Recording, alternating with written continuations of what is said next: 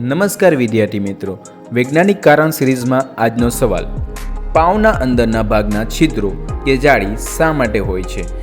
તમે જોયું હોય પાઉની અંદર છિદ્ર કે જાળી દેખાતી હોય તો એ શા માટે હોય છે? તો તમને જાણીને નવાઈ લાગશે કે પાઉં બનાવવાની શરૂઆતની વાત કરીએ તો ઈસવીસન પૂર્વ 3000 વર્ષ પહેલાં મિસરમાં થઈ હતી.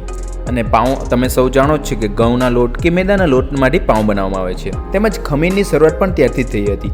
હવે કેટલાક વિદ્યાર્થીને થતું હશે કે ખમીર એટલે શું? ખમીર એટલે ઈસ્ટ અથવા આઠો. જ્યારે મેદાના લોટની ગરમી અને ભેજને કારણે તેમાં મેળવેલી ઈસ્ટ ઝડપથી વૃદ્ધિ પામે છે, એટલે કે ઈસ્ટ કે આઠો વધવાની કેટલાક વાયુઓ પેદા થાય છે અને તેમાં પરપોટાના લીધે મેદાના બાંધેલો લોટનો વિસ્તાર પણ વધે છે.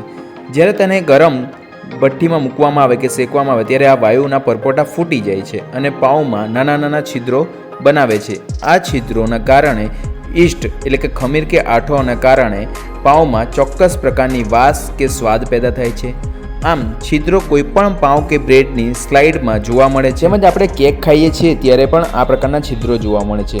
આ છિદ્રો ખાવાના સોડા એટલે કે બેકિંગ પાવડરના લીધે પણ હોય છે. આવી અવનવી માહિતી માટે અમારી ચેનલને સબસ્ક્રાઇબ કરી અમારી સાથે જોડાઈ રહો અને વિડીયો પસંદ આવતો તેને લાઇક, કોમેન્ટ કરી તમારા મિત્રો સુધી શેર જરૂર કરજો. જય હિન્દ, જય ભારત.